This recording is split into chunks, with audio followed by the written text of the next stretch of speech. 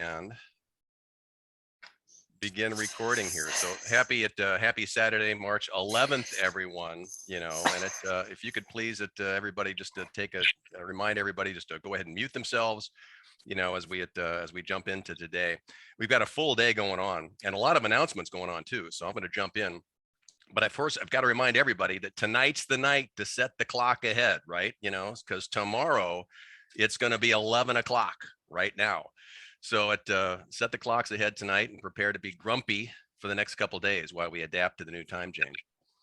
Okay, so a quick reminder, of course, this is our 50th anniversary year, and WSU State Foundation has a whole, array of gear for celebrating the 50th anniversary, as well as Shar Hood's daughter, Margaret. So there's plenty of opportunity to get your 50th anniversary swag on in preparation for the Home and Garden Show. So we got to make sure we're all properly attired, right? For Terry, Rhonda, and Robin. Okay, so for today, we'll go through the usual set of announcements and set of to-dos from Oregon State. Lots of announcements, as I mentioned. Dana Tassert,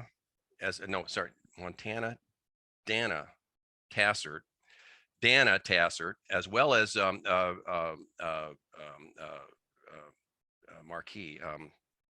Marquis will be with us to actually talk about State Foundation and WSU State program vis-a-vis foundation, county foundations.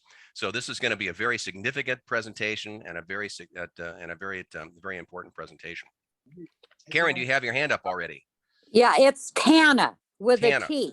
It's Tana. There you go. So there's my first error there, and I knew because she was saying you pronounce it Tana as in Montana. So there's my screw up there.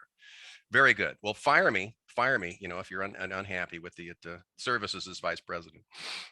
Okay, so here's a March calendar. So Jude, happy birthday to you. Shar's birthday. Kathleen, happy birthday to you this fine month. Holly, Elizabeth, Patricia, Wilson, Katie's birthday is this month. Okay, study group, of course, is next Monday, per the e-news, and the board meeting is next Tuesday. Next Tuesday at 6 p.m. Our board will meet, right? And Sabine has pushed out the agenda for that. Daylight savings time, of course, begins tomorrow morning at 2 a.m. for all of you who's going to be up partying at the bars up there, and at springtime is a week ahead. Okay, so reminder of who our elected board is. I always put this slide up here because your name here under president-elect, right? Sabine's doing a phenomenal job in leadership here, but that, a president for life is not a title that she wants to hold on to.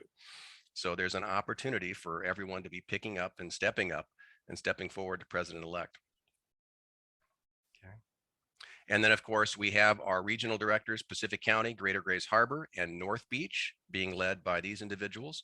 And shout out to them for their local work, because there's a lot of work, of course, that does happen in the local regions.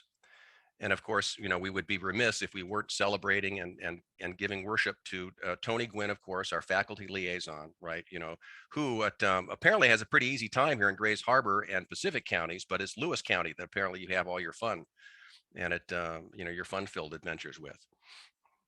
And then Alina and Brenda, of course, your tireless, services as our program coordinators. Once again, as we note, we are one of the only counties, right, with our only foundation that fully support our coordinators. So this is kind of a big deal, how self-sufficient we are with our foundation.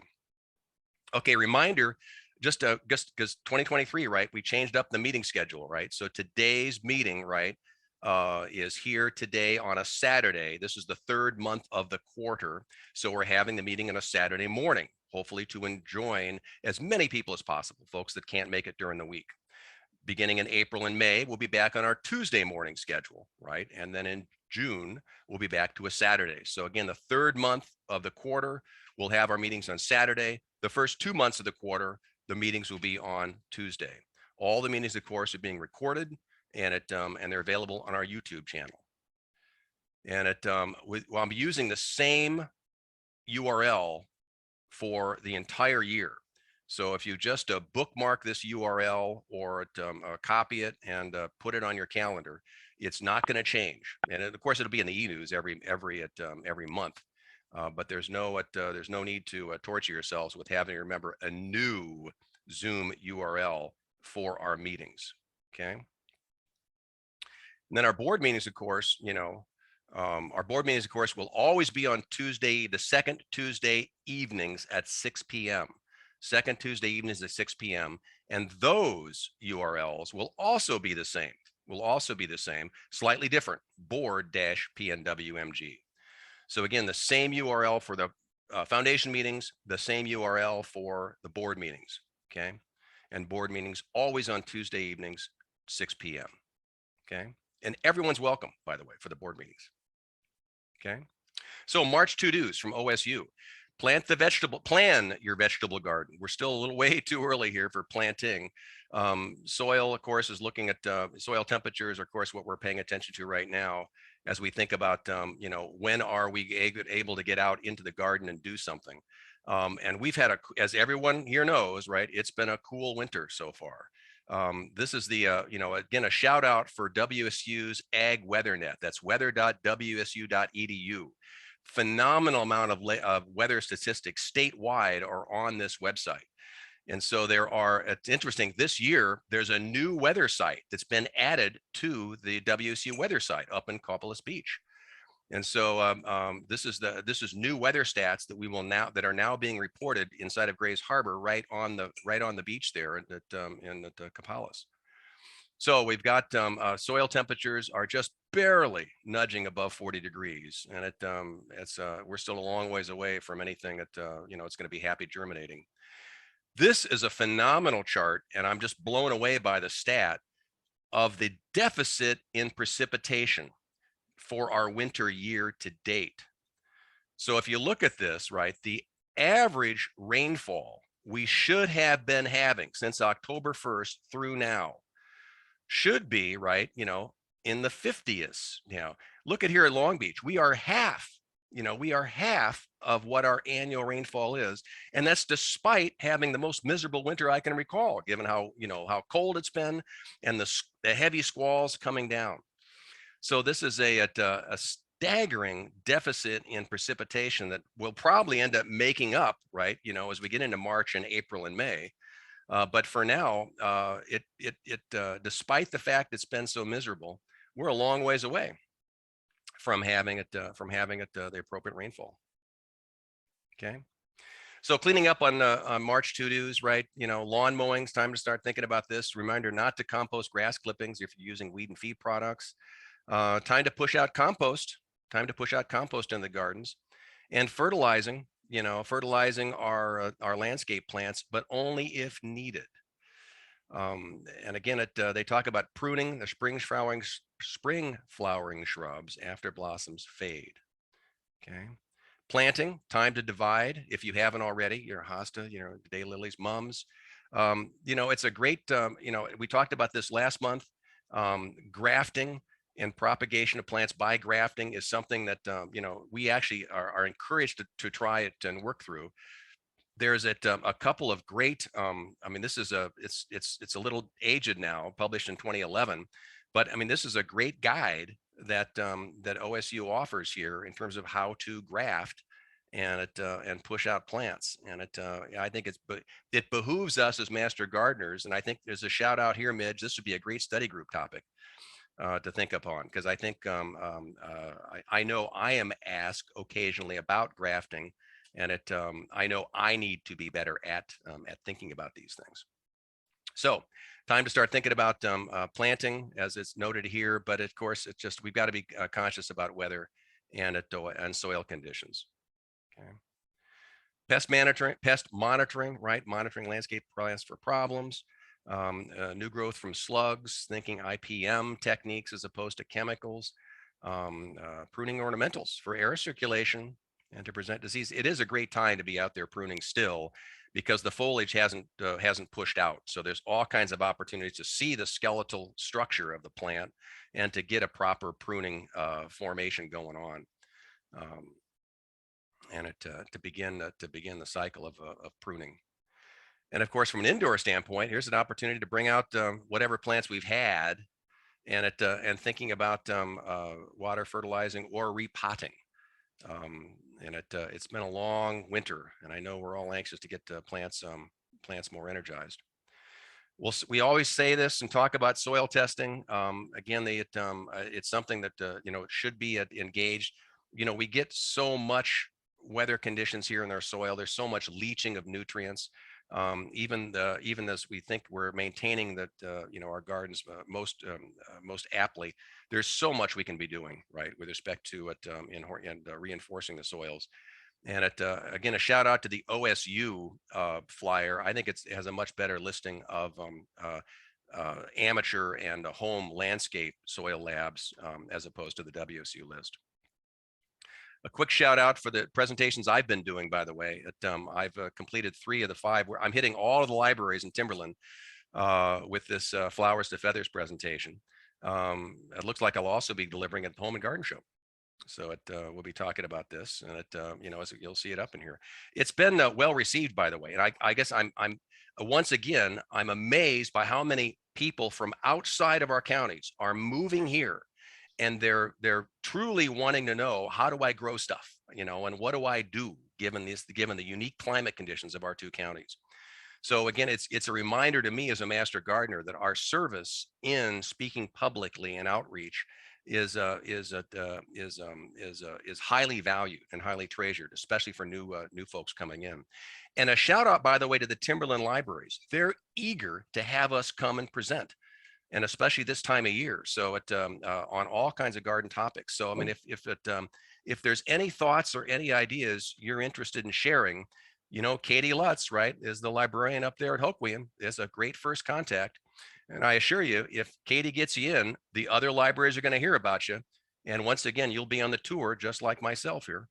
So, okay, ready for some announcements here. And I wanted to bridge, just jump into a number of announcements here. And I'll kick off real quick with respect to just reminding that as a volunteer service organization, it is our obligation, our duty to step up and contribute to the many programs that help service our mission. And of course, this begins with some very big programs that that we are maintaining year round in our demo gardens and our demo beds, and as well as the Home and Garden Show coming up, and the garden tour coming up later in the summer. And so for that, Terry and Robin and Rhonda, I want to turn this over to you. We have the sign-up sheet that was just pushed out. And I noticed, Terry, that you've just pushed out a brand new flyer, right? That has the correct date for Cisco. So yes, Terry. we changed the date to make it an hour later, based on just kind of what we were hearing from members who want to be able to get to the Home and Garden Show on Sundays after church.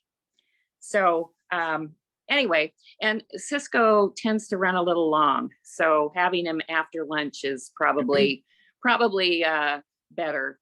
Rhonda and Robin have done just a fantastic job of rounding up vendors for this year's show. There's lots of new vendors, and Rhonda has worked really hard to limit the number of crafty booths and bring in more home services vendors, and I'll bet she'll want to give you a taste of those companies that are coming this year. The other thing is that I just like to mention is this is our 25th anniversary of the garden tour, and we think it's also the 25th anniversary of the Home and Garden Show. I have to do a little bit of research on that, but I think that's pretty impressive that we've been doing these 2 events for as long as half the time Master Gardeners has been in existence. So those are kind of exciting landmarks to celebrate as well. Rhonda and Robin, do you want to say anything about the vendors for the Home and Garden Show? I can see Rhonda does. No, I get super excited when things go the way you want them to. Isn't that true for everybody? Yes. I'm sure hoping that people coming to look for home advice are going to be thrilled. The amount of local contractors, plumbers, electricians, pavers, cabinet makers, painters, pest control, gutters, including the tiny homes. We're going to have a tiny home there as our big, beautiful centerpiece that they're making into a photo op for folks. It's really going to be fabulous, and I'm really hoping y'all spread the word that this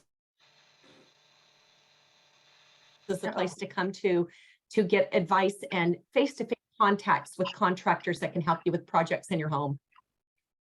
Robin? Well, same. It's just fun. It's been really fun this year because we've had such a good response, and more local vendors. You know, I've had so many local vendors contact me from, you know, the harbor and Shelton, just around our area, which is really cool that we have very few from way far away. But I have a lot of new vendors this year that just do things like make concrete statues and make handmade pine baskets and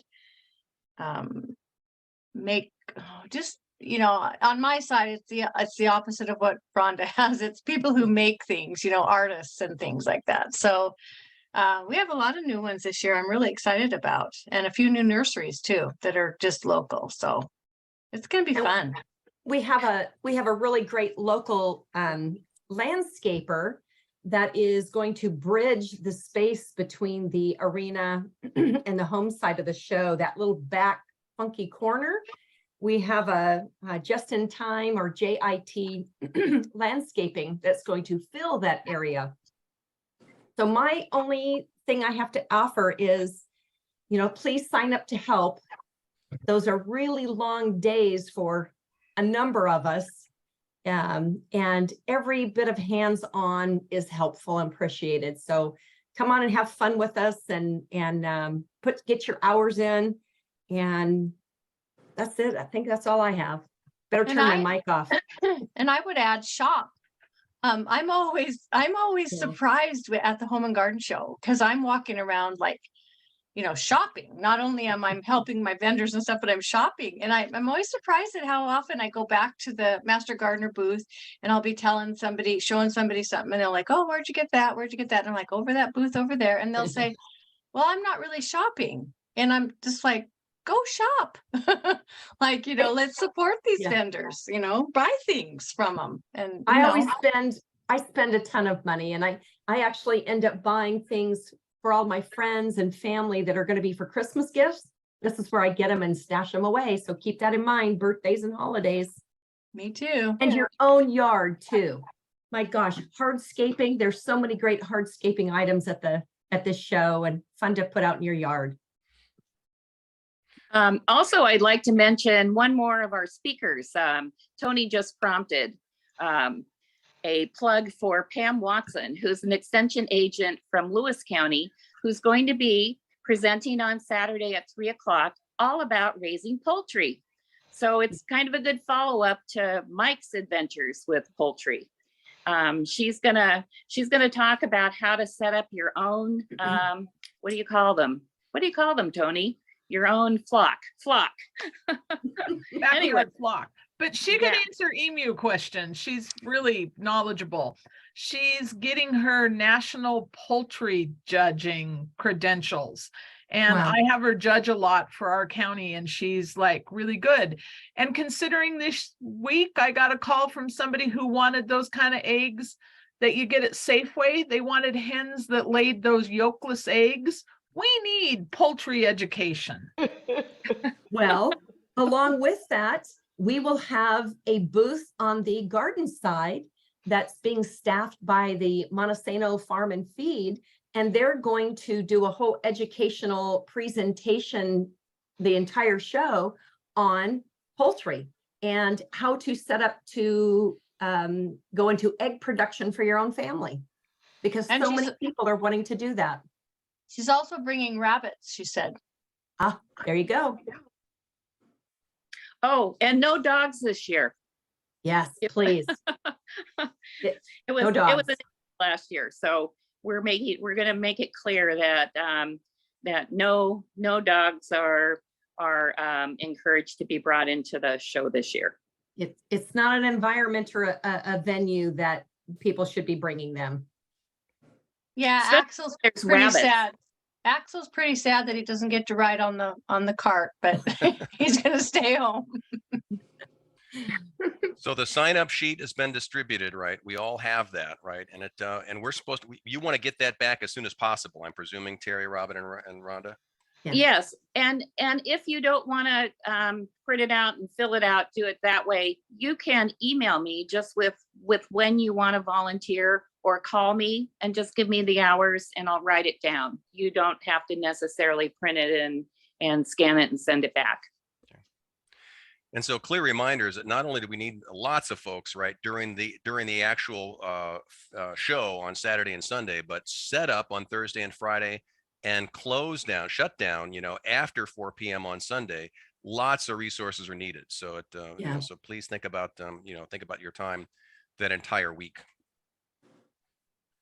Okay. Anything else? Anything else on the garden show here today? I don't think so. Okay. So linking ahead to July, right? So July 22nd will be our garden tour. And this is the right time to be thinking now about what plants we can divide. And again, we celebrate Rhonda's, capturing all these roadies, saving them from oblivion, and potting them up. And this is exactly what, we should all be doing right now, is that, taking cuttings, divisions, putting them in pots so as to let them develop and flesh out before July. So this is a great time to be thinking about getting stuff going, stuff that's going to be popular and exciting in the summertime. And again, this is the big deal. I mean, this is this several $1,000s, right? We raised during all this. Okay. So other reminder for volunteers is that the Fall State Conference Education Conference, the September 27th through 30th in Tacoma, will be the state education conference, and they're looking for volunteers to help support lots of roles in there. So the contact information is here. John Strong's out of Yakima, and of course that the contacts there. Karen, Kathleen, Aaron, any comments that you want to share regarding the state conference? Yeah. Hi, this is, and I heard that the state conference committee is looking for people right now to help out in different roles, help recruit speakers, etc. was one of the things. So if anybody's interested, now's the time to contact John Strong. Yeah, indeed. So there's all kinds of roles and opportunities available. So there's another great way to get some support hours in.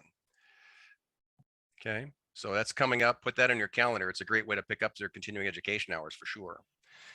And then a quick reminder, we had these slides posted last month of activities heading up in North Beach. Lots of stuff happening that, the Garden by the Sea opening day is coming up on April 1st.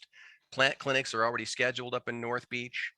We've already got stuff happening at the Ocean Shores Library, for North Beach. Any other comment from anyone in North Beach as to goings on up north?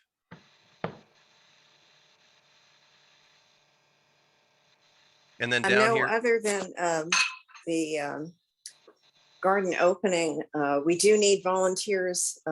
As we were talking about the Home and Garden Show, we're doing the planter sale Mother's Day weekend, Friday, Saturday before the show. And if anybody can't make it to the Home and Garden Show for God forbid why, I don't know, but if they want to get their hours in, come out to Ocean Shores and help us with the planter sale on Friday and Saturday, right before Mother's Day. very good. And then down in the South Peninsula, Bev, you've already got your plant clinic set up down there at the Heritage Museum. Yeah, and in fact, our first plant clinic is Saturday, May 6th. And I had a thought that maybe we could do a little planter sales at that time as well. It's 2 weekends before the Home and Garden Show and a week before Mother's Day. But I'd be happy to help sell some of those planters at our May 6th plant clinic. Okay, there's a good thought. And then Alina and Brenda, I want to give you some time. Any other comments here with respect to, with respect to where we sit here, with respect to the recording hours? How are we all doing here? This is Elena. I am getting about 100 posts a week, which is just phenomenal considering that last year in 2022, there would be some weeks where I would have none. So I want to thank everyone for keeping their hours posted. And if you have questions, let me know. If I have questions, I'm emailing you. So let's keep up the good work. Most excellent. Any questions for Alina or Brenda regarding hours or on give polls? I think we're getting pretty good at it now, having been at it for a couple of years at least. Yes.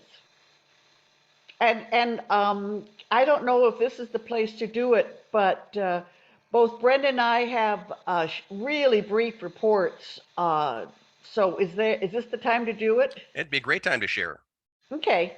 Brenda, did you want to go first? Sure. I just wanted to touch briefly about the 2024 Master Gardener Basic Training. Hopefully everyone saw our update in the e-news. I can add a couple points that weren't in there. The training will be $175. That's a $25 increase from last time, but it's bumped back up to the price that it was in 2020. And then of course the background check in addition to that. Last go around it was $14. Not sure what it will be. And also just the application window will be this fall. We don't have that nailed down yet, but probably approximately opening October 1st and hopefully closing by November 30th. It does take a long time for us to go through our process to get people background checked and all of the other things that need to be done before orientation in January. That's all I have for now. Okay. And I just wanted to do a shout out to Lori Birkin. She has been talking to 2 reporters from the Daily World to publicize not only our 50th anniversary, but also the Home and Garden Show. And right now, they're working on an article for the 50th anniversary. And then she's also getting coverage at the Washington Coast magazine for the garden tour and into their calendar events, and also contributing to the monthly Master Gardener column in the Seniors Sunset Times. She says we have April through September articles covered. September column will cover the 50th anniversary. And just like in the past, she said, she's looking for 2 to 3 people to provide time and talents to create articles for additional months. It's not hard. I've done it in the past. They only have to be 500 to 1,000 words, and photos are always welcome. So she's doing a great job of getting our publicity going throughout the county. Kudos to Lori. Any other announcements? Any other announcements from anyone?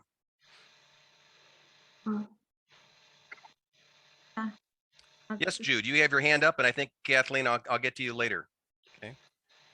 Yes, I have my hand up. I want to make sure that everybody is aware that we are going to have a refresher class for clinics at the end of April. It's the first time we've had one since 2019. So I think probably all of us need some refreshing of our knowledge of how to answer things in plant clinic. And is there any way that I could share screen? Yeah, you can go ahead and share. Let me stop my share and you can share and start a new share. Go ahead. Okay. You see it? We do indeed. Okay. This was in the e-news that came out the other day. And this is a slide that we used in training in 22. And it was a wonderful event for a clinic to have this slide. And it came from a Master Gardener's pear tree. And we found out what it was. And I was elated because I had never seen this problem before. And that's the point I want to make to everybody. I had never seen the problem before, but we had it figured out in just a few minutes because we knew what the tree was. And when we found it out, we found that this was very peculiar in that this fungus, which is called pear trellis rust, has to have another host other than the pear tree for it to survive. And the other host is juniper. Almost any of the species of juniper that you'll find in any town in people's yards. So it goes from pear to juniper, from juniper to pear, and has to have that exchange. Very unusual fungus and exciting for the trainees last year to discover all that. So come to the clinic refresher and there'll be more like this. Invite everybody in your area to come. We have people are presenting from all over the 2 counties. Thank you, Jude. Midge, you have your hand up, but I want to recognize that Kathleen.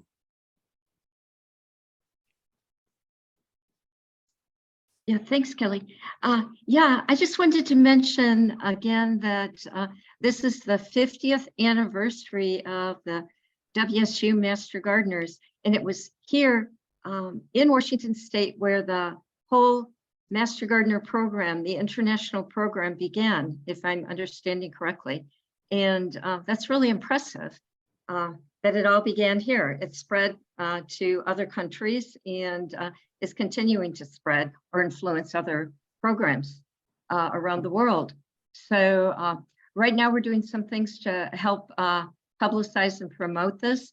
And one of them is going to be a photo display at the Home and Garden tour of our history as Master Gardeners. And we're looking for some people right now to help us delve through some old photos and pick up some nice ones that Cassie Andre has offered to enlarge and create supposedly really fantastic looking posters, she says. So if anybody's interested, let me know and I can tell you how you can get involved with this. It shouldn't take that long, but it's going to be a real contribution, I think.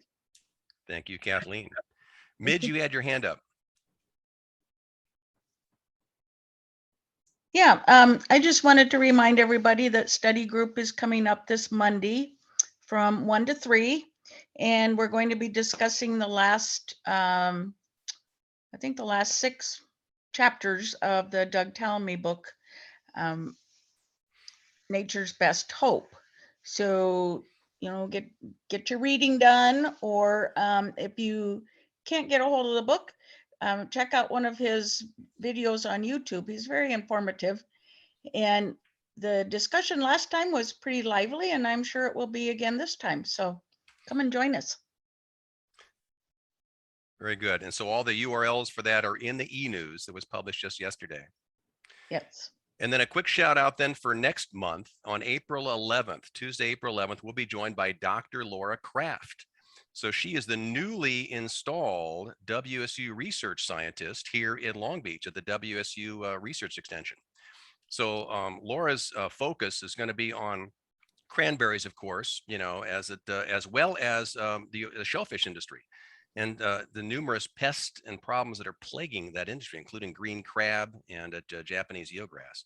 So Dr. Kraft hails from, she's got her horticultural degrees from the Midwest, but spent the last part of her career at managing horticulture at Disney World. So this is quite a change for her climate-wise. I think she's finally changed her Florida plates over to Washington plates. But this is we're really looking forward to her presentation next month on Tuesday. If no other announcements, then one last call for any other announcements.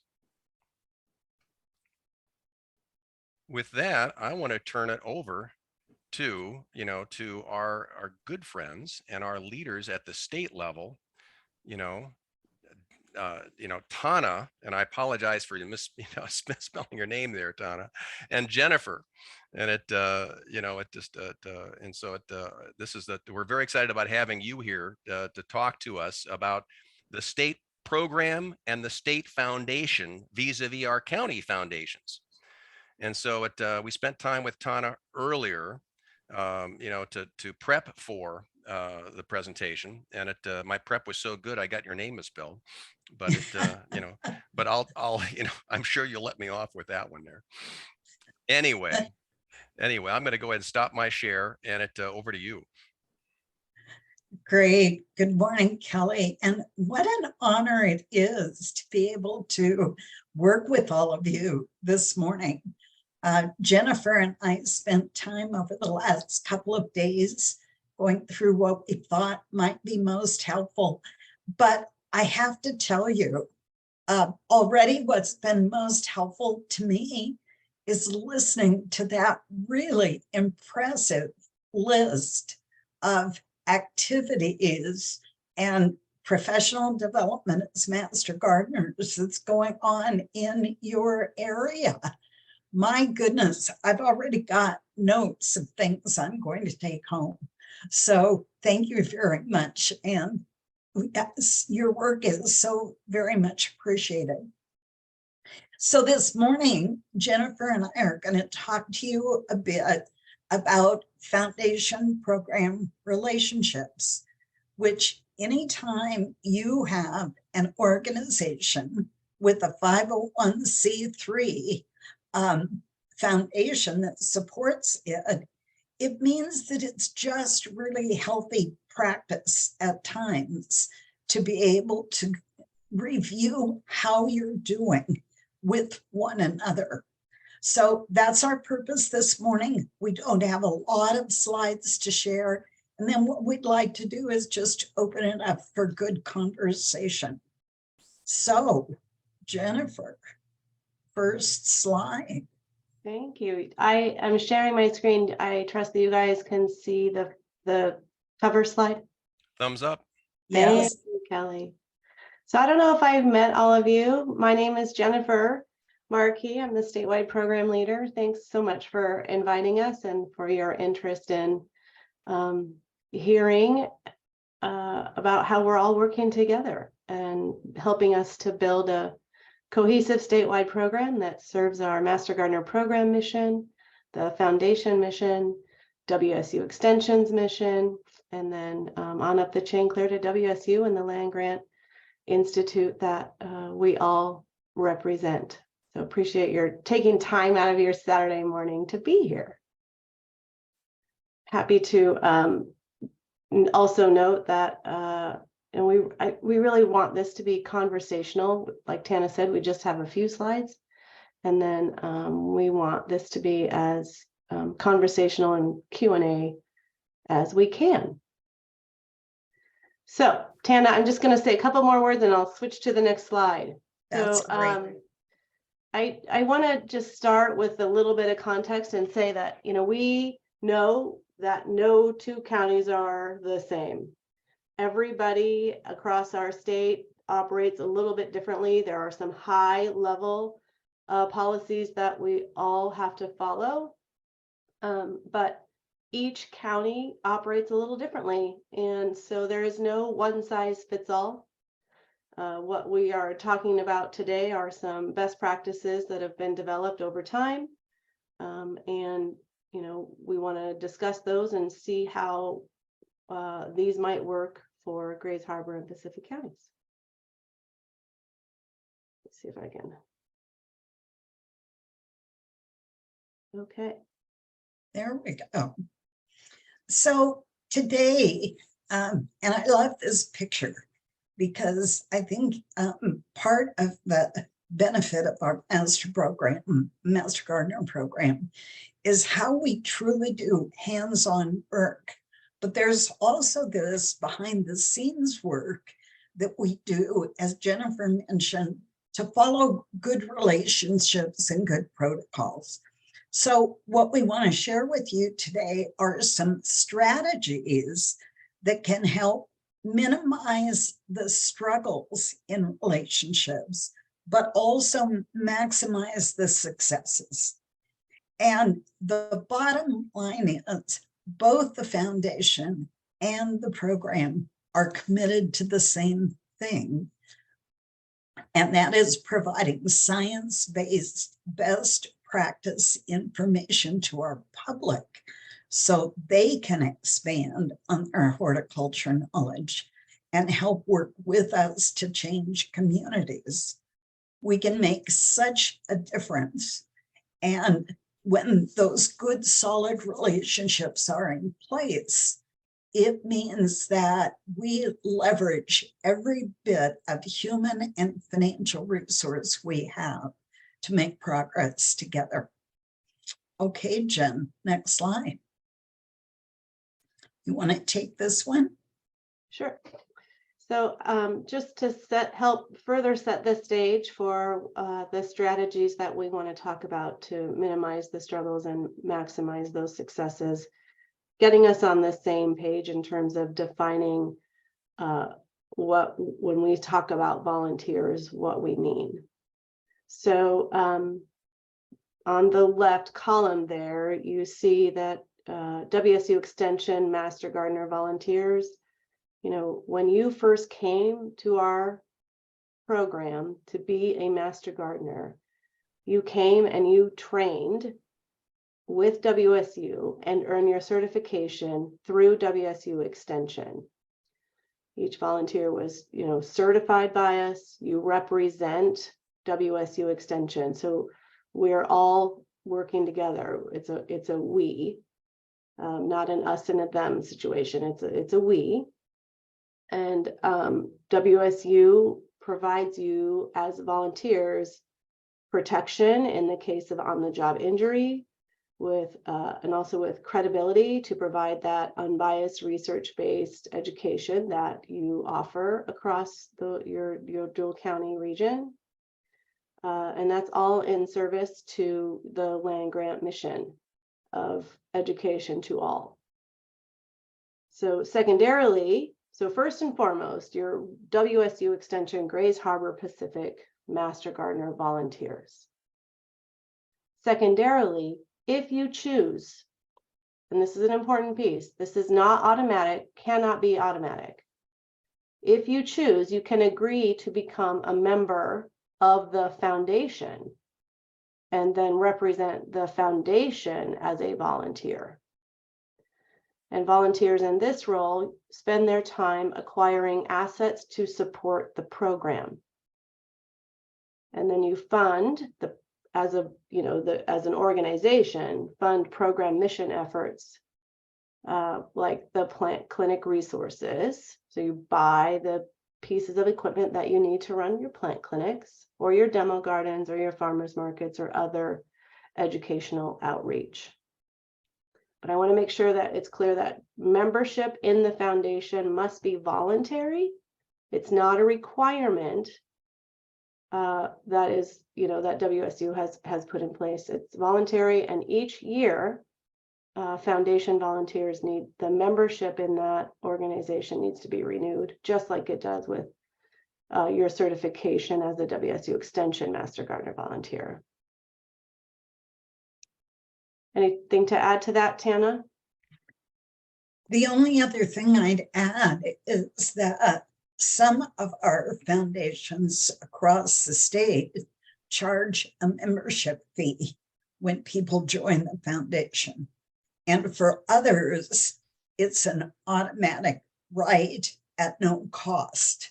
So just as Jennifer said earlier, the culture and the operations around your foundation differ from county to county here in Washington.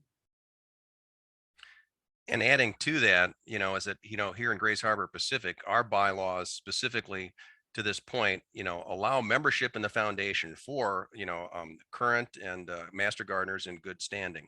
I know that some other foundations, right, do allow non-master gardener members, to participate. So again, there's a sense here in which the governance, right, of the local foundation as a separate 501c3 corporation, right, is independent. And there's quite a bit of latitude relative to how the local foundation can govern themselves. Kelly, that's a really important point. For instance, in Spokane, they have active Master Gardener Foundation members. They also afford opportunities to Master Gardener members who are retired, but Master Gardeners in the past. And they also have a category of foundation membership for corporate sponsors from their area.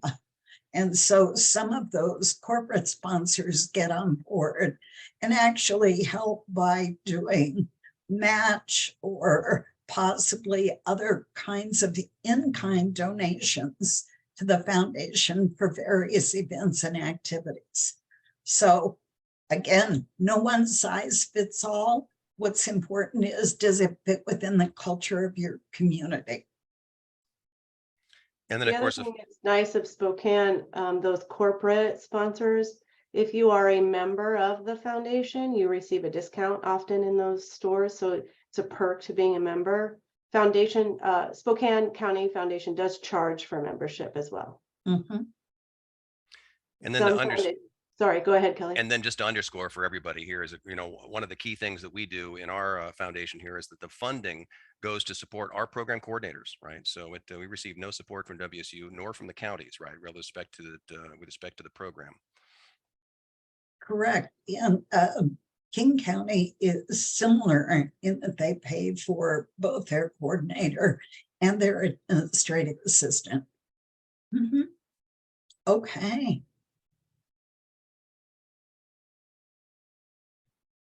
So what are some of the struggles that we run into? And keep in mind, these may or may not apply to you. This is a general perspective across the state and also has a bit of national flavor when it comes to foundation and organization benefits. So from the Master Gardener perspective, there can be feelings on the part of Master Gardeners that foundations tie funding to the direction that the foundation wants to go and begin to influence the educational mission and educational programming of what happens. There can also be a lack of alignment and coordination between the program and foundation. And that can happen because of a couple of things.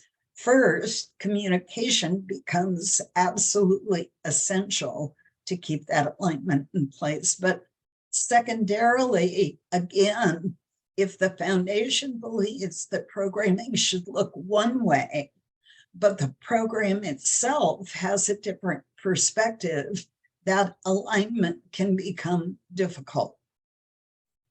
We often hear, so what does WSU do for us? Yes, we're WSU Extension Master Gardeners, but what does WSU contribute? And we're going to talk about that in a minute on another slide. And then there can be a lack of acknowledgement about the value that WSU provides. And for me, the value that they provide is that I have ready access to science-based curriculum and information that's up to date.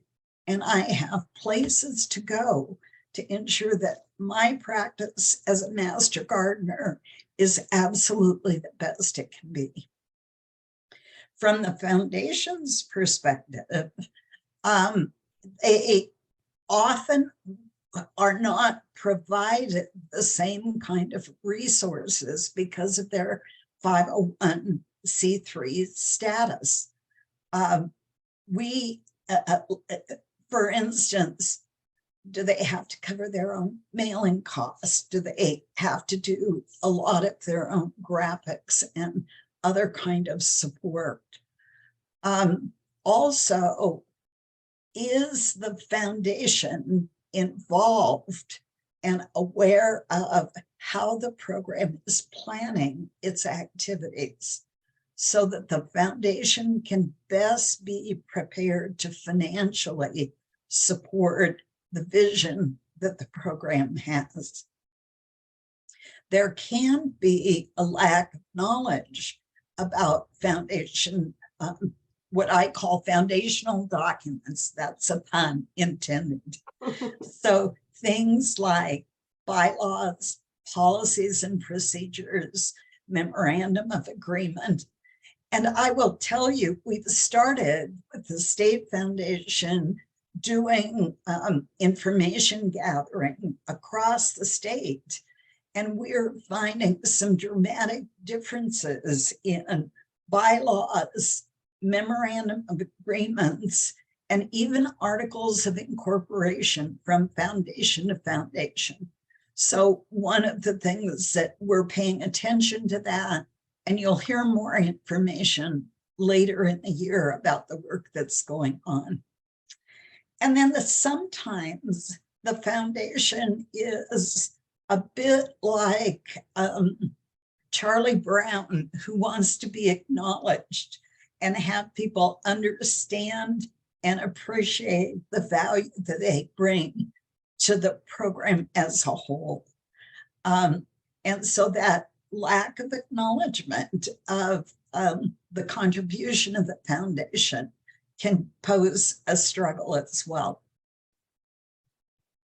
Questions or comments about those elements, or you may have some to add to that list.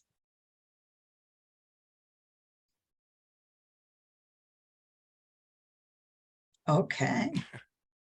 Jennifer. Certainly, we certainly must have some questions related to some of that. Tony, in fact, do you want to have any thoughts in terms of all this?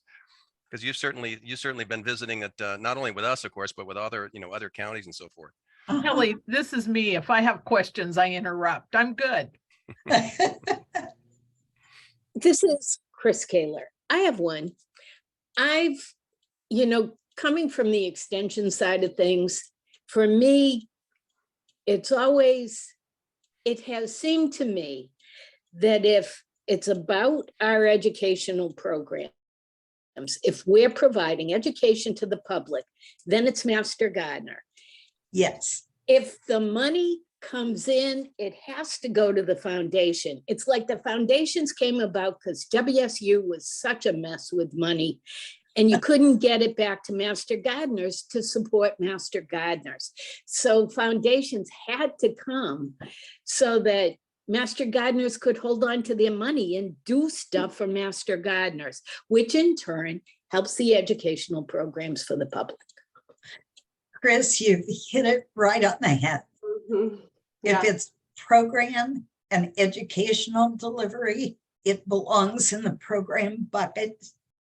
If it's providing finances and financial support for most counties, I can't say everyone, but for most counties, it belongs in the foundation bucket. And Jennifer and I are going to give you a couple of kind of visual descriptions of how that works best. So looking at this slide, we took this and then, these are sentiments that we've heard from program coordinators, Master Gardener volunteers, found local foundation presidents or other foundation members. So we look at this and then we say, so how do we, capitalize on the good here, on all the good work we're doing and mitigate these issues, all while creating a positive, effective relationship between the program and the foundation. So we've developed some strategies here. The first one is one that we call hand in glove, and you may have heard this. The hand in glove strategy has been around since probably 2011 or so.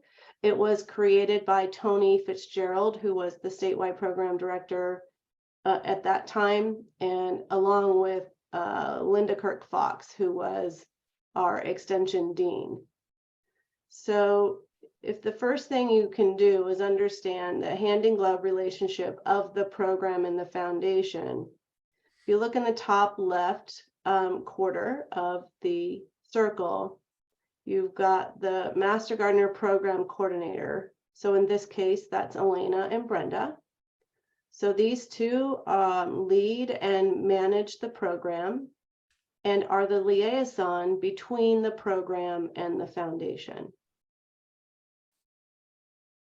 Now, they're both volunteers too, so they kind of fit in both buckets there. But so if you go to the right around the circle, the WSU Master Gardener program volunteers deliver education, support the program coordinator and program development, and engage in strategic planning. So we know where we're going as a program. What do we want to accomplish as a program? What are the needs of our community? And how are we responding to those needs that we're poised to address? Continuing around the bottom of the circle, bottom right, look at foundations. Foundations provide financial support to the program and engage in fundraising efforts to support the vision of the program.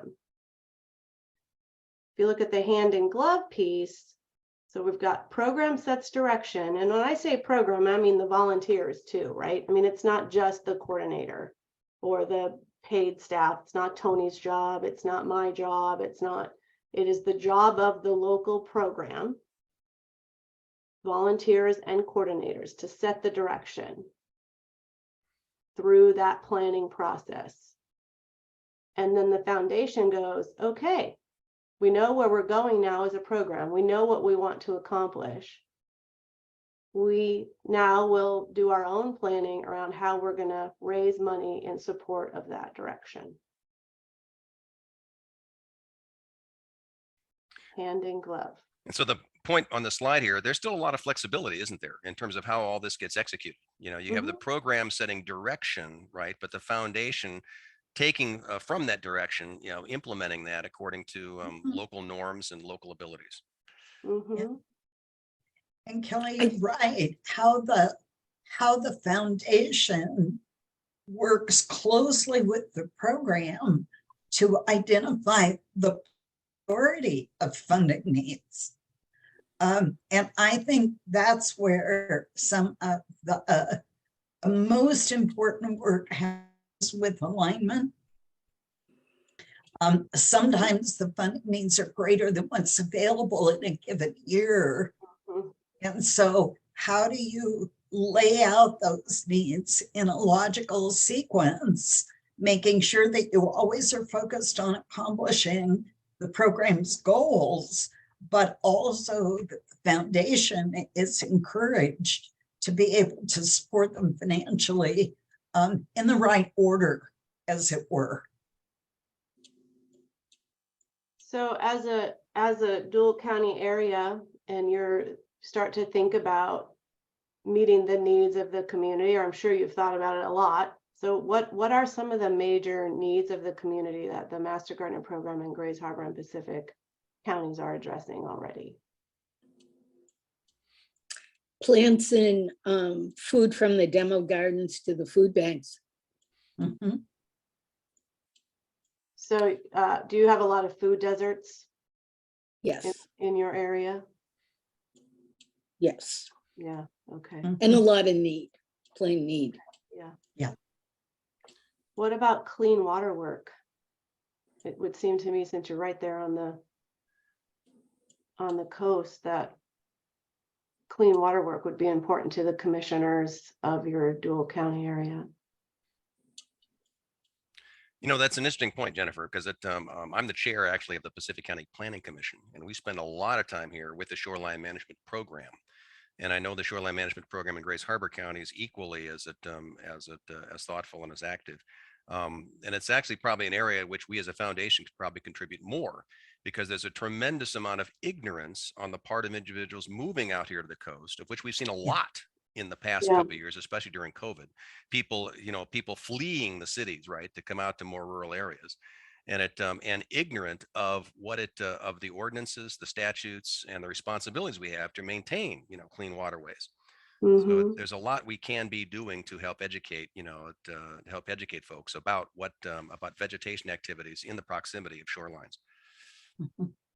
And appropriate use of chemicals, fertilizers, pesticides. Yeah, you should have seen the looks of my audience yesterday and giving my my flowers to feathers presentation when I said, "Hey, the label is the law," and it was a gasp in the audience, right, with respect to that recognition. Mhm. Yeah, okay. Any other questions around this slide?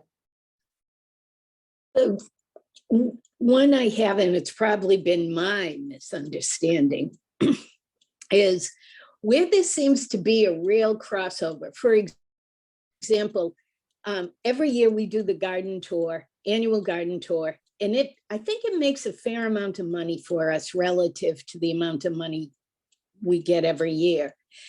But I've always been a docent, so my head is still about education, even though it's one of our probably two biggest fundraisers, and I'll stand corrected on this because I don't look at the budget so much. I don't know. So then are we co-sponsors or are we? Chris, you're just teeing up every slide for us with your question. And Chris, you're making us feel so good as if we were absolutely perfectly prepared. So let's talk about the differences and the similarities. And as Kelly mentioned before, there are blurred spaces. So this isn't an absolutely cut and dried model that we're talking about. It's a lived model, and that's important. So WSU Extension volunteers, as we mentioned, go through basic intern training, the purpose of which is to prepare them for participating in educational outreach. And that requires both your science-based knowledge and an understanding of your community and what the needs and questions are that come from that community. And also some idea about how best to teach the kind of practices that you've learned. So a little bit of information about how adults learn and how people best assimilate information. And then volunteers also, a part of their critical work is to serve on program advisory committees, and you might call them different terms, a leadership group, an advisory committee, coordinators, committee coordinators, and then also to engage in strategic planning.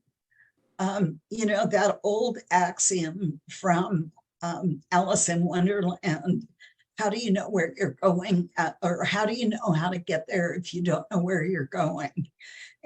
So participating in strategic planning, so you've got a roadmap that takes you north, if that's the direction you chose, rather than deviating and going south. Foundation volunteers plan for and deliver fundraising events. And examples are plant sales and garden tours. And Chris, I think what's really important is that at those events, I have a hard time picturing one of those events where master gardeners aren't delivering education. In fact, a lot of our counties before their plant sale get together and say, so what do we need to be able to share about our veggie growing effort? Or what's an update on those tomatoes that they're going to take home when it's too soon to put them outside? And in addition to that, when serving on the foundation board, they represent the foundation on various committees, knowing that they have their foundation hat on at that time. And that's what's important. if you sit on a foundation board, you've got to constantly be saying, I here as a master gardener volunteer and educator, or am I present because I'm representing the foundation and its obligation to lend financial support to the education portion of our program. So blurred spaces occur, as I mentioned, with plant sales. Plant sales are fundraisers, but they're also educational events. And then the foundation structure that's used to plan an activity. And I'll give you an example. I'm missing a plant sale meeting today in my own county. I am there as a volunteer, and my husband and I coordinate parking. But I also know that the chair of the plant sale committee is a foundation board member, and she is caring for the entire event with respect to maximizing fundraising. So we have these blurred spaces that often effective communication helps clarify and makes sure that we aren't crossing boundaries in a way that poses problems for either the program or the foundation. So 2 hats. It's very seldom that we don't have 2 hats to exchange. Jennifer, anything to add? So I just want to direct this back to Chris's question about the tour, right? The garden tour. Mhm. Very specifically, she said, I'm a docent. So it feels like to me, I'm delivering education. So at that time, absolutely, your WSU Extension Master Gardener volunteer hat is on because you are delivering education. You're in the community doing outreach for the program. But the event itself has a fundraising purpose. And that's okay. So, but at that time, you're serving as a Master Gardener volunteer, but maybe when you're sitting in the foundation meeting and you're planning for the success of the event, in that case, you've got your foundation hat on. Does that clear things up, Chris? Yes, but then, so then when that event is advertised, is it a co-sponsor thing where, or is it just the foundation that's providing it? That's And what Master Gardener volunteers are there. Yeah, that's one of the strategies we're going to talk about is branding. Yes. But essentially it would be, from what I understand the event is, it would be co-branded, and we'll talk about that in the next couple of slides. No, can I ask a question too about the last slide? The differences and similarities one, this slide? Yes, please. Okay. So my question is, and maybe you'll probably come to this, but like, I think when people, well, at least when I joined as a volunteer, I thought my role would be the education and training. And so is there like a,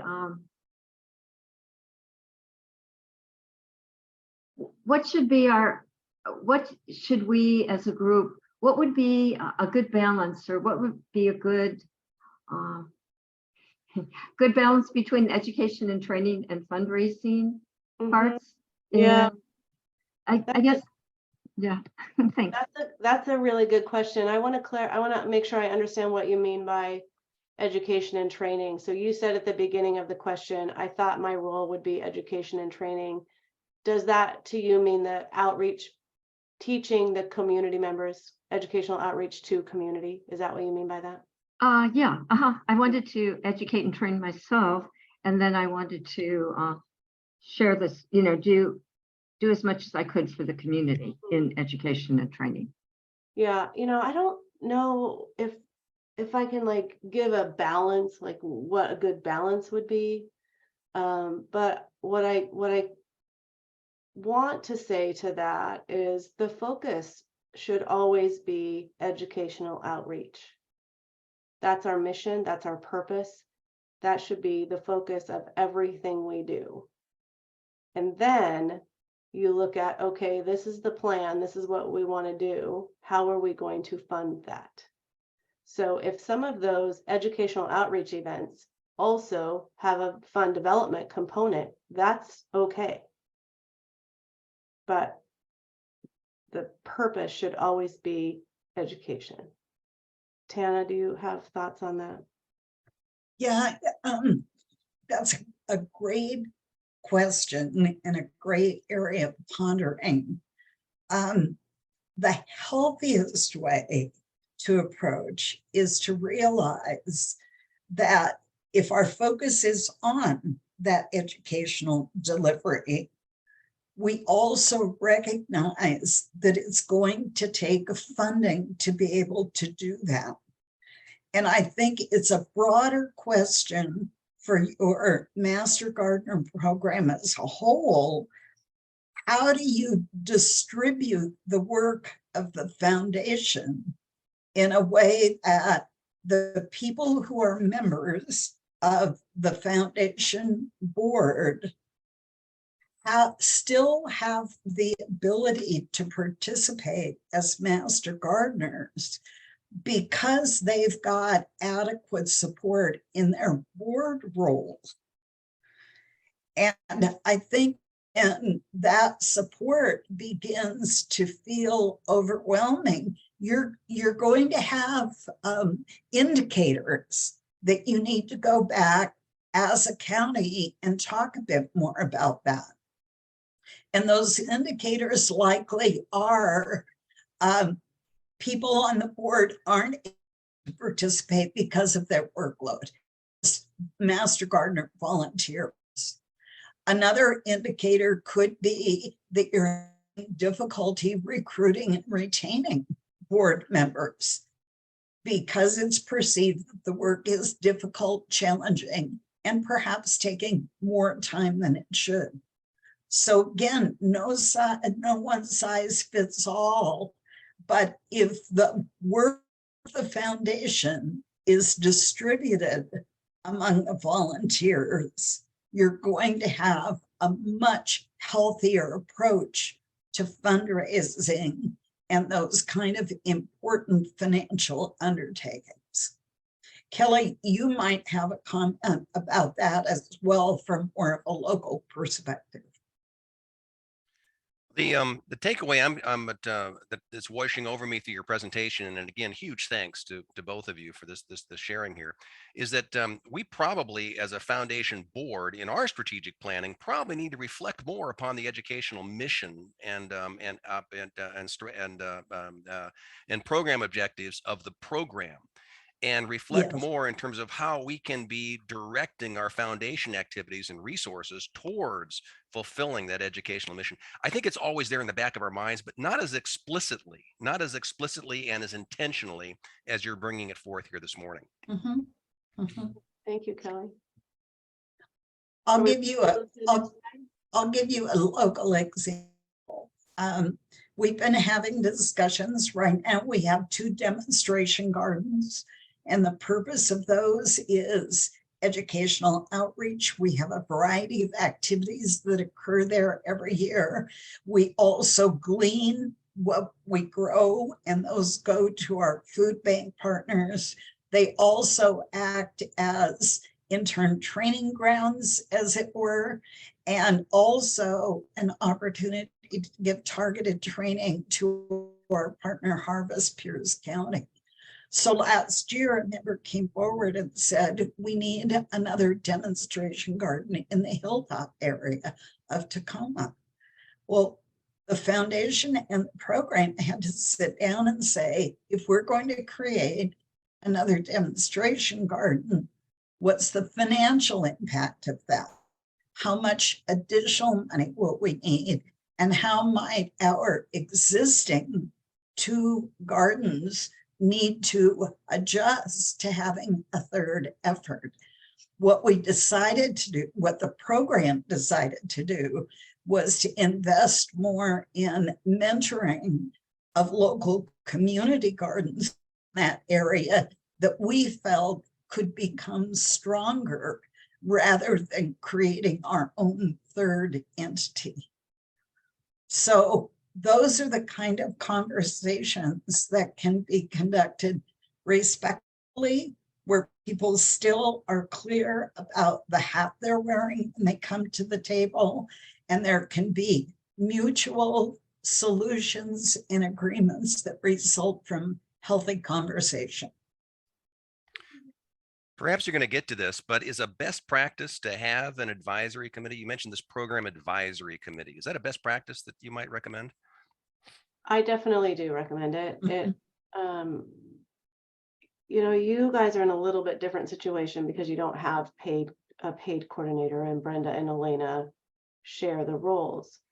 But there's so much, it's so much, the Master Gardener program is so much for one person to handle, to manage and to lead. There's information and data coming in from all, all around us. And the program advisory committee purpose is to support the Master Gardener program coordinator to ensure that the volunteers' needs are being met, that the volunteer program is meeting the needs of the community, and to help with decision-making and strategic planning. Mm-hmm. They're sort of the eyes and ears of the program in the community, whether it's the external community or the internal Master Gardener volunteer community. I do have samples of advisory group, descriptions and role and what role responsibilities. If you're interested in seeing that, I'd be more than happy to share some of that information. That'd be great to be shared, indeed. Yeah. Other questions, other comments from folks? I have a question. When you're just talking about advisory committees, wouldn't it also depend on what the project might be? If it's a capital project like a building or additional garden, I mean, wouldn't an advisory committee be good maybe just for that purpose only, and then it disappears? Yeah, I think you could definitely have an advisory group, a project specific advisory group. But what I'm talking about is more general program, higher level, not project specific advisory teams. And Sushil, I'll give you an example of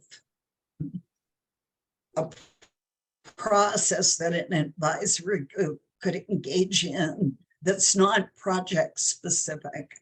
So an advisory group is often the group that is the most active in participating in strategic planning. And then using the results of that strategic plan to educate the foundation about what are the longer range goals that have been set and what's the impact of that on the work of the foundation. What do they need to be prepared for? So if you've got leads from geographic areas or your specific program focus areas, those leads become critical in helping to communicate information back and forth to volunteers and make sure that the program coordinator is well informed, so that when that program coordinator, or in your case, two program lead folks, are working with the foundation, everyone's informed and efforts. So yes, project teams are critical with leaders, but I think an ongoing leadership or advisory team is critical as well. It helps Yes, also. thank you. Yeah, and when I was in the local county as a program coordinator, I implemented an advisory team, and it as the program coordinator, it's very stressful to be making decisions for 150 or 200 people not having a good feel for whether or not those decisions represent the greater group.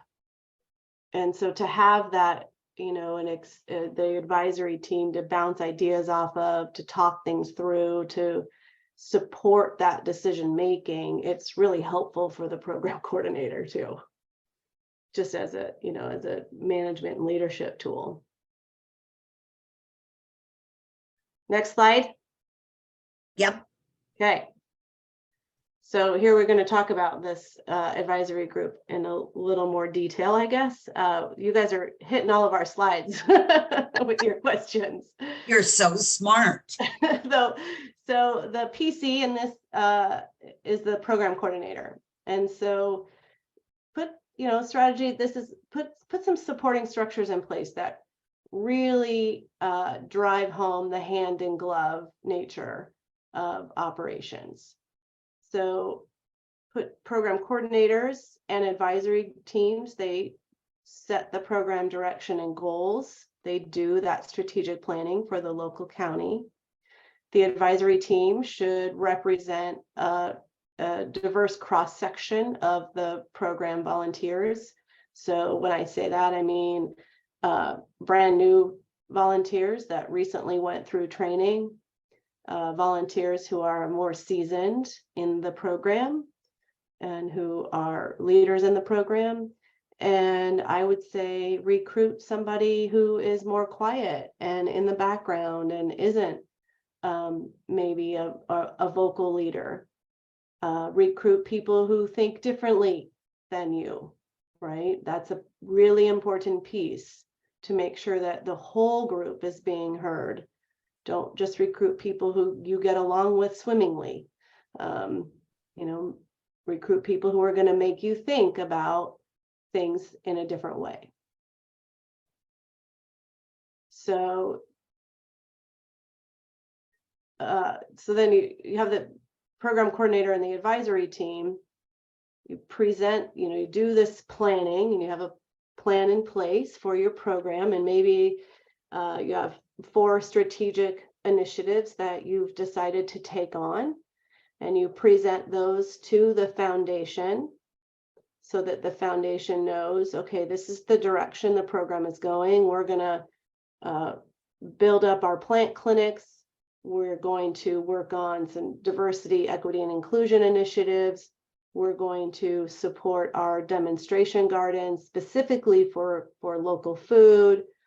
And we want to get into work on clean water with the counties. So those are the 4 things. We develop plans around those, action plans. What are we going to do in the program to make that happen? That all gets presented to the foundation so the foundation can say, oh, okay, got it. This is where we're going. This is what we are going to support as a foundation. And then the foundation provides financial support for that direction.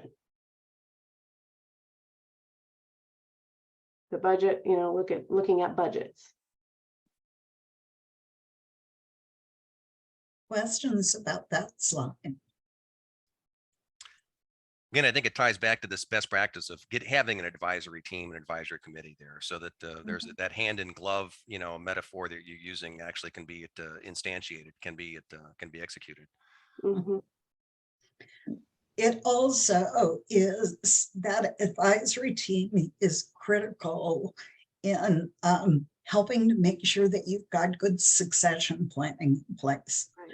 So as new board members come on board, as new Master Gardener volunteers come on board, as new WSU faculty and leaders come on board, that advisory team is critical in helping to provide a historical perspective, but also to be able to talk about what the future vision is and where the program and its volunteers have decided they're going.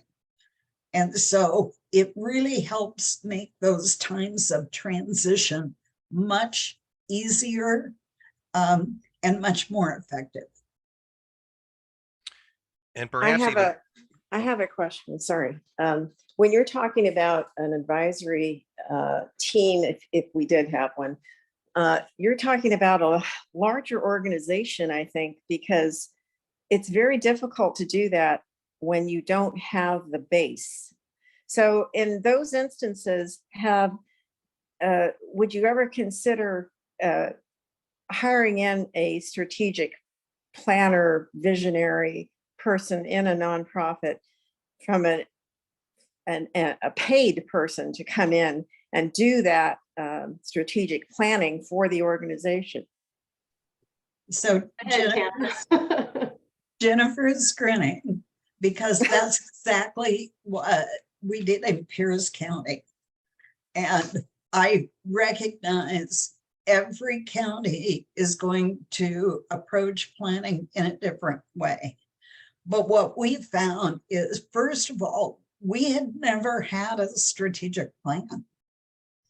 We were effective, we were doing good work, but we found that we did not have unified agreement on where we needed to go as an organization.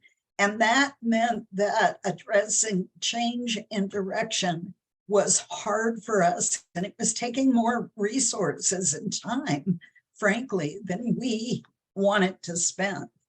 So we did hire a consultant to come in. There's a variety of ways that you can do that. You can look at paid consultants. You may have someone who's very talented in your community that's would be committed enough to your program to lead that process. You know, again, keeping in mind resources and exactly how you want the planning process to be laid out. It doesn't have to take a long period of time, but there must be consensus at the end and a formal adoption by your volunteers that, yes, we agree, this is where we need to go. Yeah, good point. But I have a question too. Does WSU offer those executive professionals like, say, United Way does, where they offer it to nonprofits, where WSU would know specifically we're master gardeners and what we do with our programs specific to our mission and our vision, to actually be able to hire somebody through the WSU to have a 5-year succession or vision plan? Yeah, so there are people within WSU that do this work. They're based out of King County and in what we call the Ruckles House Center. They're part of Extension, and they're trained facilitators, and they do all kinds of project work in communities. So I could definitely connect you with them. But at this, I'm also a trained strategic planning facilitator, and I would be, happy to support the effort if you want to engage in it in Grays Harbor, Pacific counties. So there. Thank you. Yeah, I mean, I'm not saying not you, Jennifer, but I think there are other people in Extension, maybe even relatively close by, that might be able to take some time out to help with that as well. Yeah. What happened in you also may want to look to your counties. Yeah, often what you want is someone who is knowledgeable enough about your mission and the work that you're doing, but distance enough from it that their process doesn't influence the outcome, because the outcome belongs to the volunteers. And that's an important balance to consider when you're selecting someone. Right. Yeah, and that's one reason why, I'm happy to support it. But, and I would be as objective as possible, but, I have knowledge that may not allow me to be as completely objective, just knowledge from the WSU side of things and knowledge from foundation sides, history, from being with the program since 2007. But, you know, I do support these efforts across the state and like to think that I stay pretty objective in these processes. The thing you're One of the- suggesting, oh, sorry. Go ahead, Kat. Okay, the thing you're suggesting is an advisory team. So having different perspectives, you know, would be good. And Yeah. And one of the, it's in very early stages of discussion at the state foundation level, is how do we provide best practice resources out to clinic chapters? So for instance, one of the things that we're talking about is engaging in the development of a communication plan at the state foundation level. What we'd like to do is actually offer a workshop on how to develop a communication plan while we're developing our communication plan, so you get a sense of how that process actually works. We're talking about the same thing with respect to a development plan the foundations might use for fundraising. So I think you will see over the next year or two that the foundation at the state level begins to move to a place where we're an active resource for local foundations. Jude, I see your hand is up.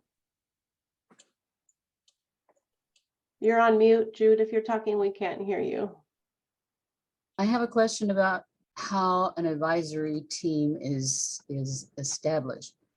Who decides who's going to be on the advisory team? You've already indicated the range of experiences that advisory team members would have, should have, but how do you actually go about with a membership, let's say of about 100? How do we go about establishing who that advisory committee is? Yeah, so the way I answer this question and the way that I did it, that I actually made this happen in Chelan and Douglas counties when I was in the local office, I created the committee description, and I wanted 5 to 7 volunteers serving on the committee. I described the skills and abilities that I was looking for and the purpose of the committee. And then I asked for people to send me their interest and why they wanted to be a part of it, along with the skills and abilities that they would bring to support the advisory team. And then I selected from that list. So we had 7. You decided that as your position as the program coordinator. As program coordinator. But I opened it up to everybody to submit a letter of interest to me. And then I selected people that from that list, just like a job interview sort of thing. Okay. So we can definitely take this into, under deeper advisement and deeper consideration. You've given us some great ideas here, and this is very inspirational. Other questions, other thoughts? I have a question, another question. Going back to the last slide, which was, you talked about how the advisory team, I think, reaches out to the lead of the lead people in the membership to get ideas of what needs to be addressed or what could be investigated and addressed. So can you tell us more about how you reach out and get information, so that we could really involve the quiet people and the not so quiet people and all different views? Yeah, most of the time that's through surveys. Getting volunteers to respond to surveys. That's the best way to see, to gather information from all people, all voices, all thoughts, and then combining those into a document. And but I also think focus groups from, you know, having focus group conversations, and then just conversations. And if I had an advisory team person come to me as a program coordinator and say, look, I've heard from 7 or 8 people that they're burnt out. And those people are saying they're hearing that they're burnt out. It might be time to look at everything that we're doing to see if we're over capacity.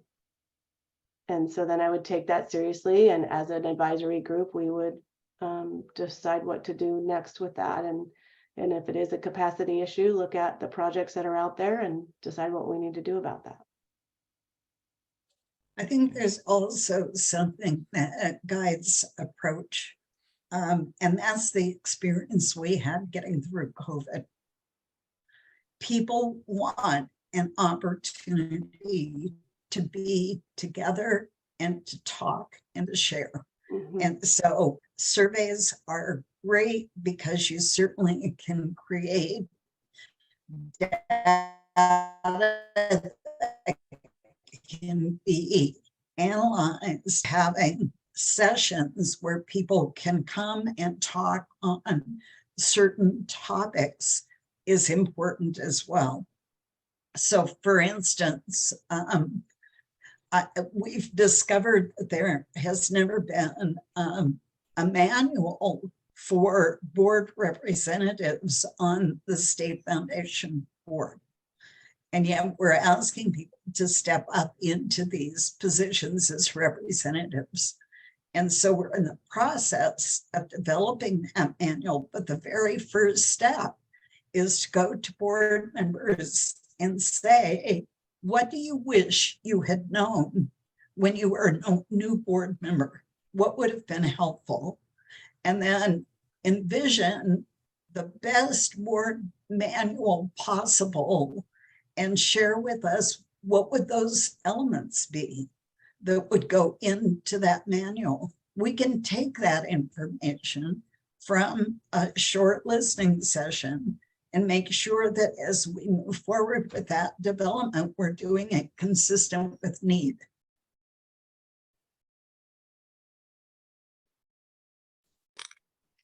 Okay.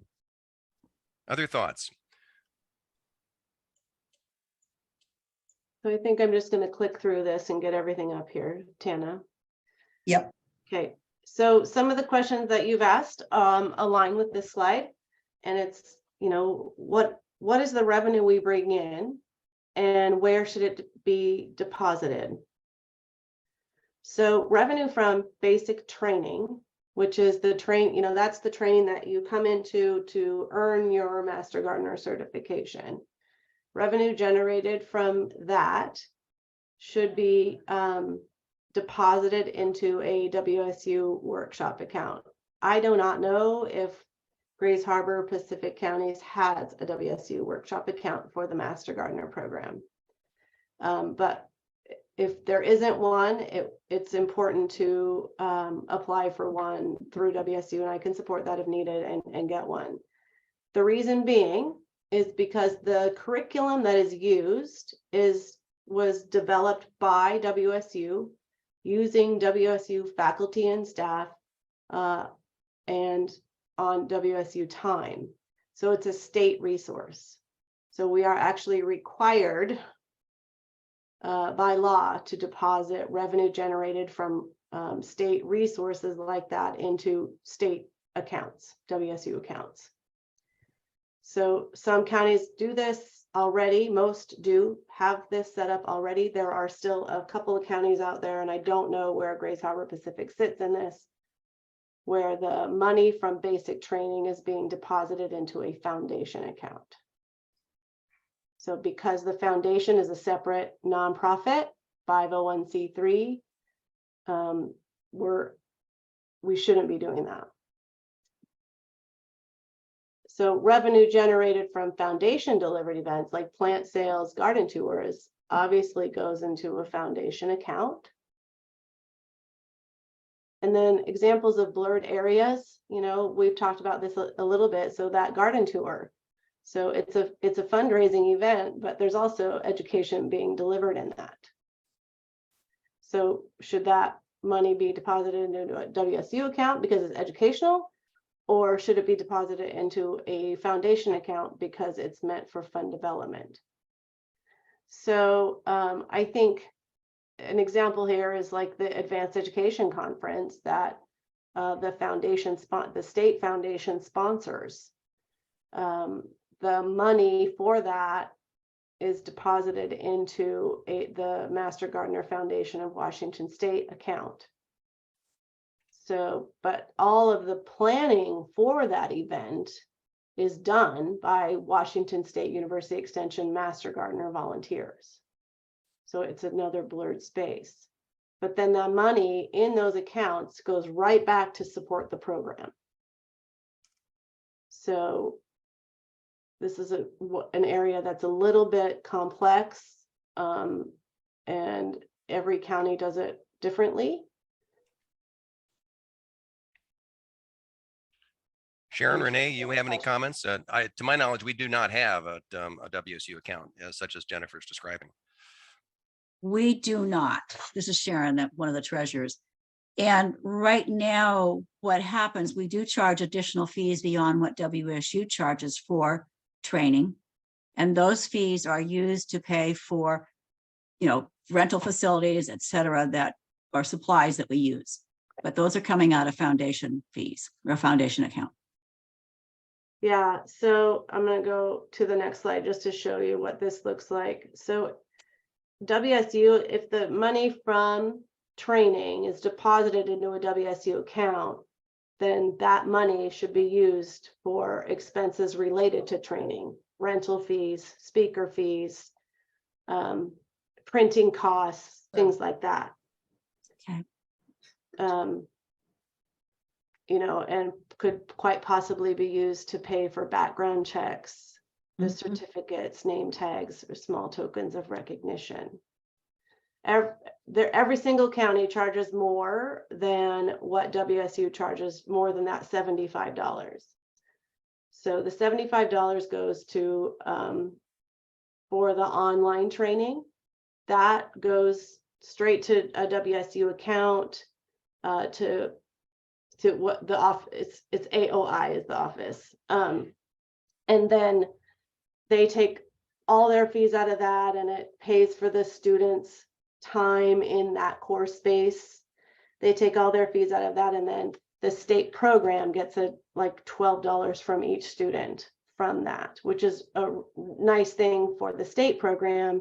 It helps me deliver advanced education opportunities statewide, and do other things to support the program.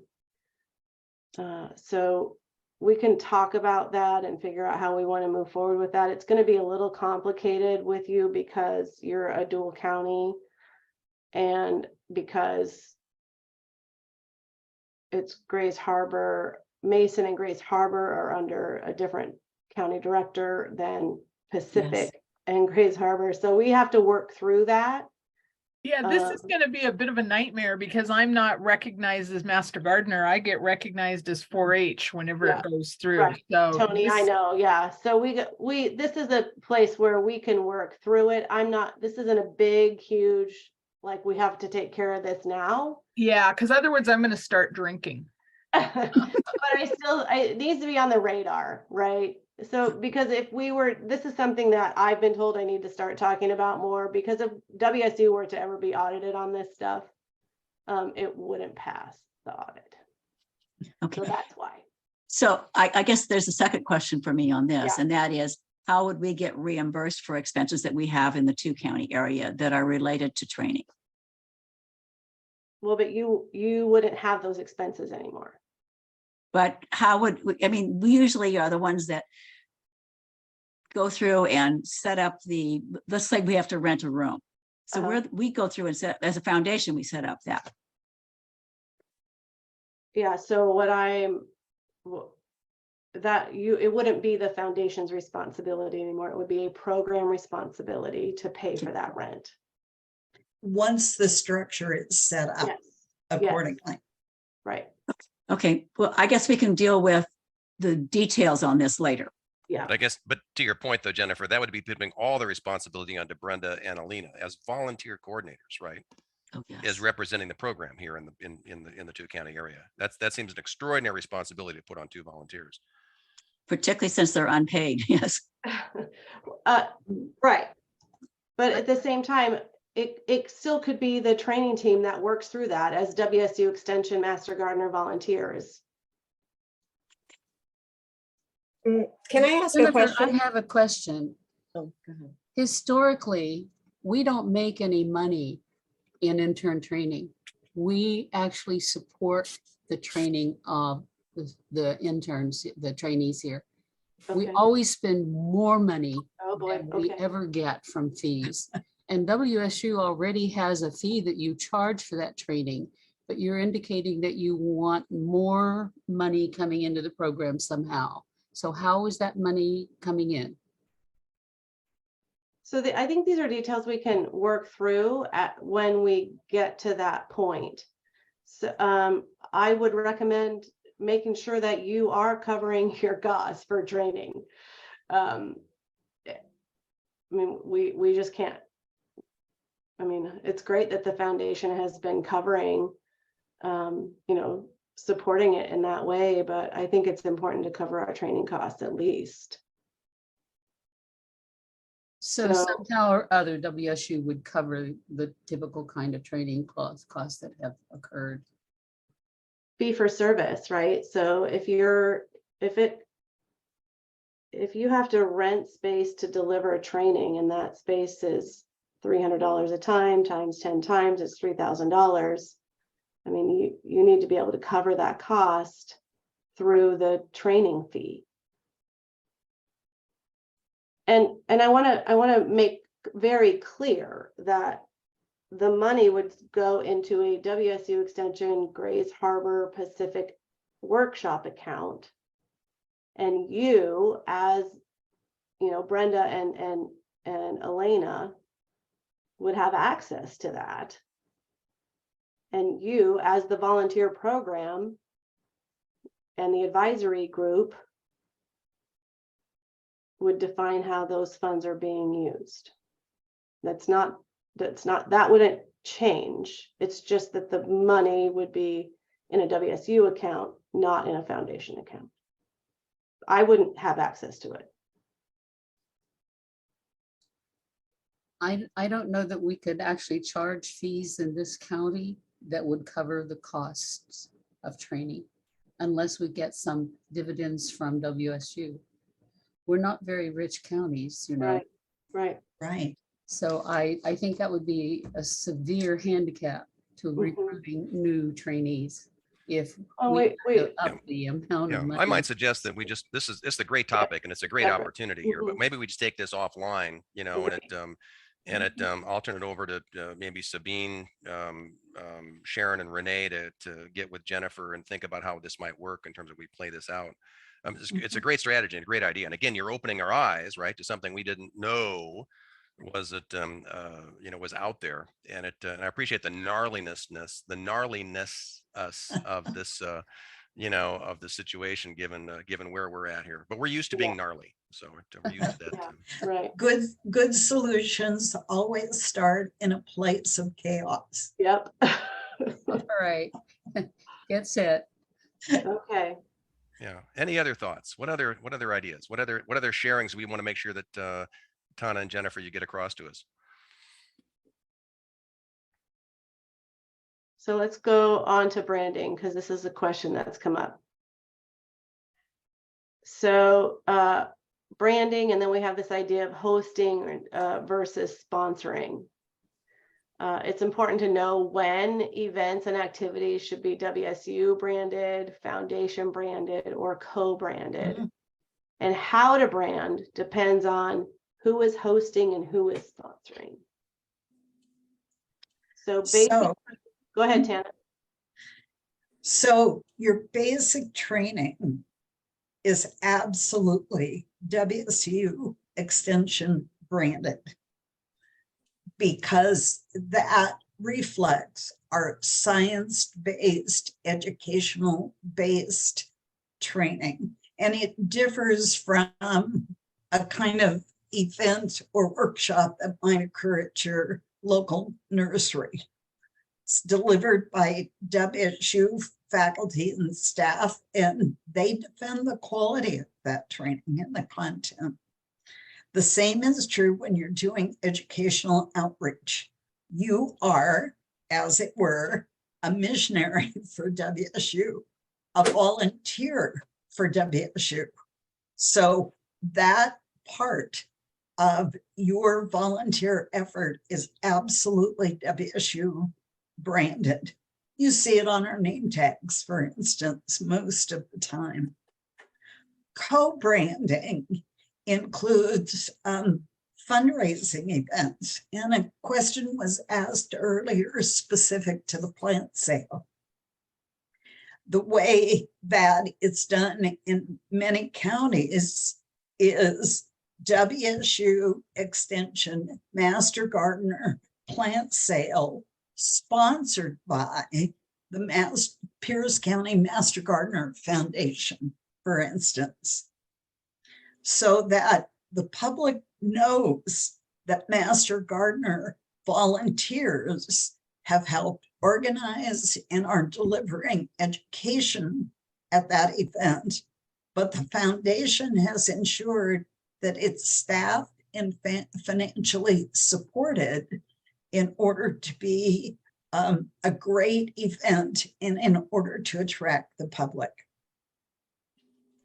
When you're serving on the board of the foundation, you represent the board at a program committee if that is the hat, if you're wearing your foundation hat. So if you are there to represent and to help plan and to carry information back to the foundation board with respect to the financial part of the discussion, you've got your foundation hat on, co-branded. If you're there as a volunteer without that financial obligation, remember we said those two hats. So keep in mind that you make it clear to groups who you represent at a given time.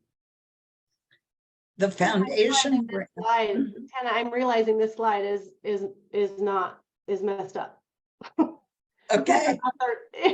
Like this is we've got those two switched. Yeah, I'm gonna find and share so it'll make more sense if I. That's great. Yeah, but go ahead and keep talking, Tana. I'll see what I can. So when it's pure foundation branding, I'll give you an example. One of the things that we're actively participating is the Endowed Chair campaign. And we have some larger donors in our region that we want to approach, encouraging them to give to the campaign. That effort and our material is foundation material. It's to raise money for the Endowed Chair campaign, but we're representing the foundation when we go out and ask for those dollars. Did you get the rest of the slides? Yeah, I'm just gonna put it back up there. I don't know what happened to that slide, but so it should have had, I gotta just give me a second here, please. So I'm all right. So these blocks should have had examples of events in them. Yes. And I don't know what happened. So I'm gonna have to go back. It must have been that's weird. And so, and this one, these should have examples of examples. Right. Okay. And so, you know, if you use the questions that are in the block on the right-hand side of the slide, does the activity serve the program mission? Is the activity WSU Master Gardener Coordinator approved? And do volunteers enter time in Give Pulse? If the answer to those questions is yes, then it is a WSU branded event or activity. If the answer to any of those questions is no, if there's a mix, then it's co-branded. And I have a hard time, and Jennifer, maybe you can help, coming up with an example of a foundation only branded, because for the most part, it falls in either extension branded or co-branded.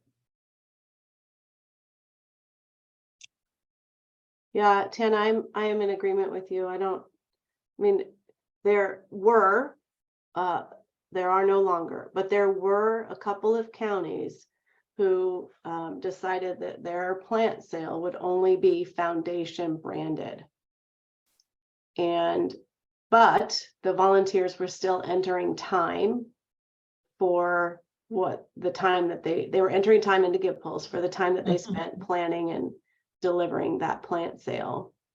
And because Washington State pays the L&I premiums for volunteers, when you enter time into Give Pulse, that means that we're paying a premium on that time. And so co-branding so it's a co-branded event. So those foundations have now co-branded with WSU on those plant sales. We have examples of what that looks like on our Tools for Program Volunteers page on our website. And it seems like we would certainly want volunteers at the plant sale helping people know what to do with the plants when they went home. Yeah, So educational, yeah. I would have a hard time picturing a plant sale where you didn't have volunteers. Yeah, right. Otherwise, go get your plants from Home Depot.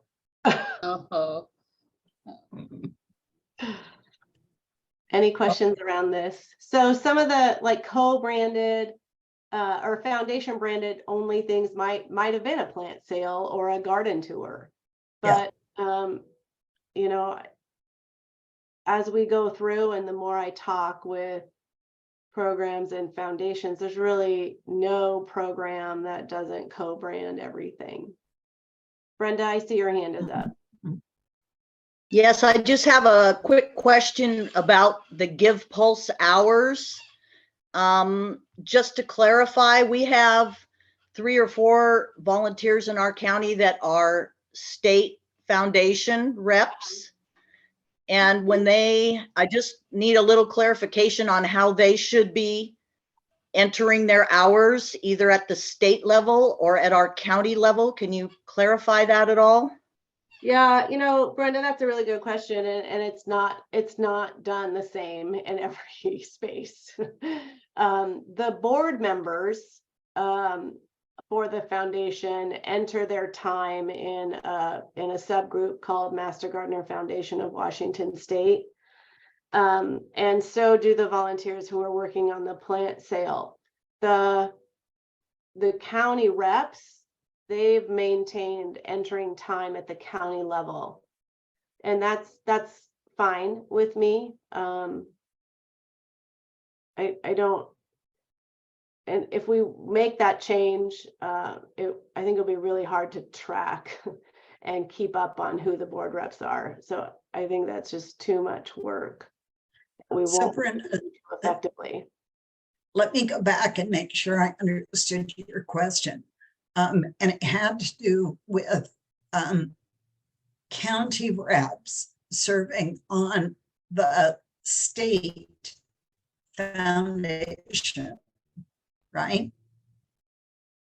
Well, I think it's kind of a twofold question because we have most of our county reps just participate as representatives at the local level. And then we have Erin Landon, who has a position, you know, at the state level. She's the editor of the newsletters. So she may for those hours, and Erin probably already knows the answer to this. She's probably entering those hours at the state level, Yes, possibly. she is. She Okay. is. Yeah. Mhm. And Erin is certainly one of our heroes. So I'd be remiss in not saying that we're so grateful for the work she's doing. The consistency is that hours are entered as program support. Yes.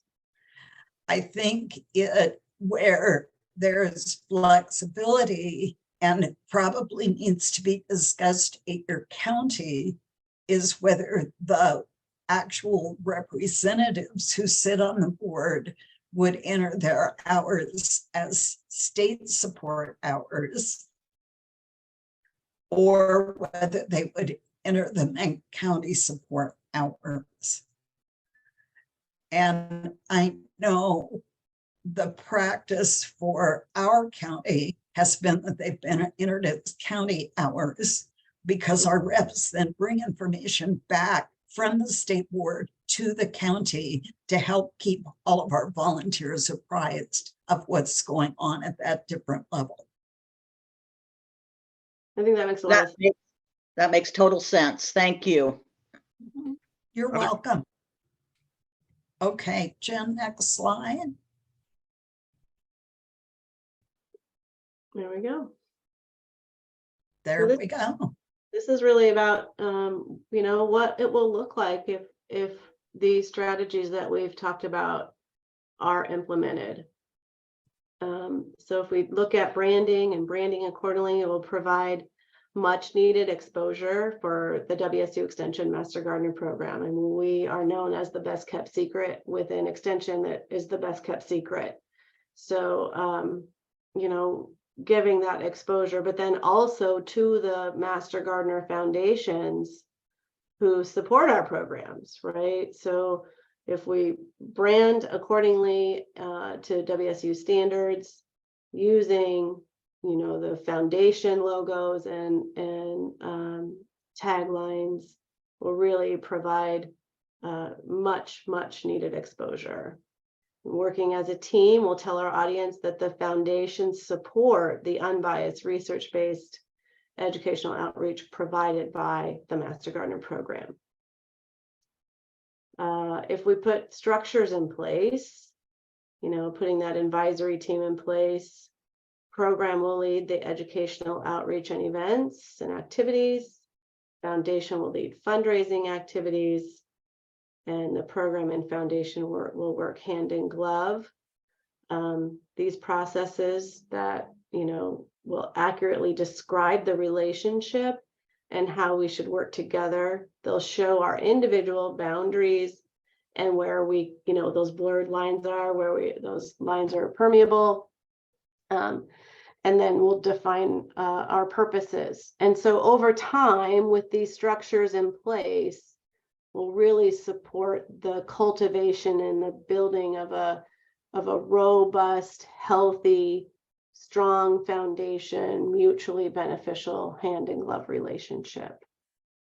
So together, we'll send a consistent message to the communities that we live in, that WSU Extension is proud of, supportive of, and appreciates the work of all the volunteers across the state.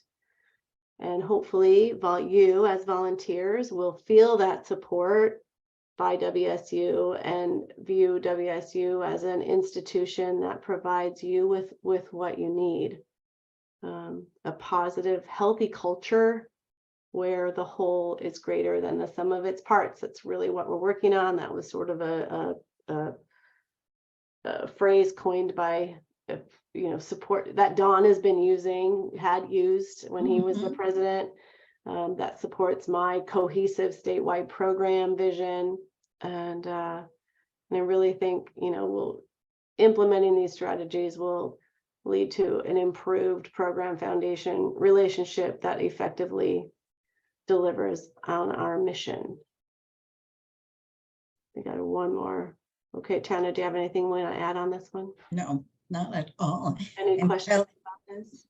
Kelly, we're being mindful of your time too. No, I appreciate that, because this Yeah. the group's hanging in there really well here. Yeah. But this slide here says a lot though, Jennifer, and this is a great capstone slide here, emphasizing, right, is that, if we make some efforts here and some structural recommendations you're making here with respect to advisory team and more communication in that variety, in that space, I think that'll help improve our relationship and create, as you're saying, a stronger, healthier, collaborative Right. experience. Mhm. So we've talked about relationships and that shared mission. The fact that we truly care as master gardeners about what we're called to do. Jennifer mentioned the sum is the whole is greater than the sum of its parts. We can always strive to become stronger.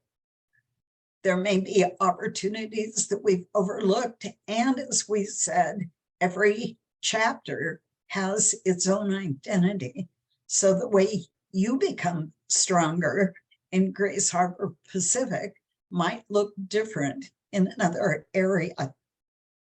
But the bottom line is we take such pride in the fact that, and this is our phrase that we have used consistently to celebrate our work, we're cultivating plants, people, and communities since 1973. There are few organizations that can say they have been in place for 50 years and they are operating consistently with that founding mission. So we want to end the morning by thanking you for inviting us and asking important questions, and want you to know that any way we can lend support, you only need to ask. I can't but be inspired by your cultivating people, plants, and communities. You realize that Soylent Green also came out in 1973. The film Soylent Green. And we need to say no more about cultivating people and plants, and this sort of thing. But again, that it underscores, by the way, a huge thank you, by the way, on behalf of all of us here in Grace Harbor and Pacific County, for the time and the preparation you've given to this presentation. It's clear that your efforts, right, and your passions, right, for a successful program statewide are very clear and are coming forth hugely in terms of how you present and the willingness with which to, you want to collaborate. So a mega thanks, for both of you here this morning. Any final questions or comments, for Jennifer or Tana?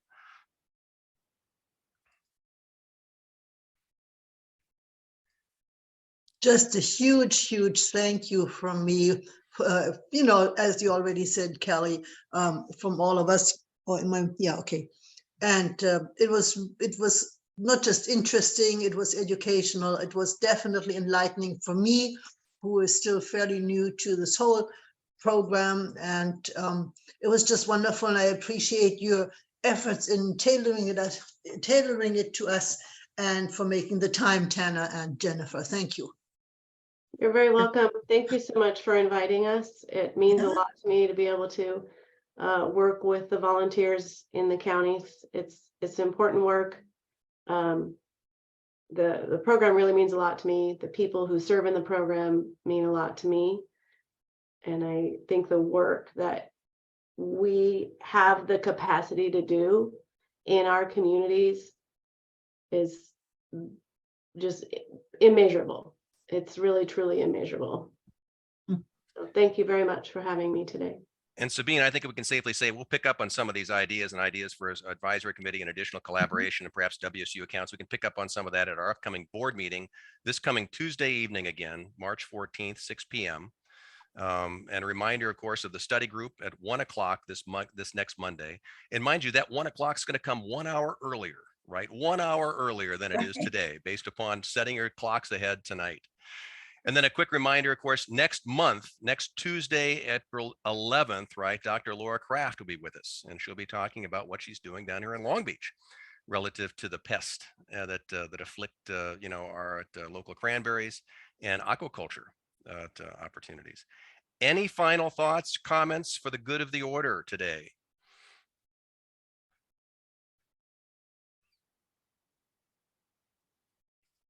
Mike, you have your hand up. The Pacific County Fair is a go for this year. It'll be a 3-day fair. It'll be Thursday, Friday, and Saturday, August 24, 25, and 26. So we got a 3-day fair this year. Brenda, you also have your hand up. I just need a clarification. I have written down on my calendar and was under the impression that the next study group is on March 20th. Is that incorrect?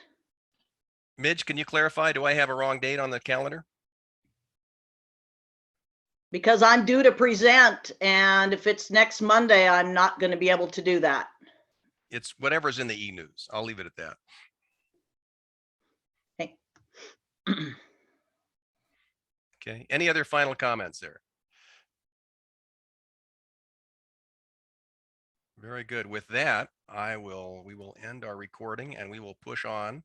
And I thank again, Tana and Jennifer for your presentation, your participation, lots of information to plow through here, this information, lots to reflect upon as we continue on. So again, thank you so much for all, and enjoy the weekend.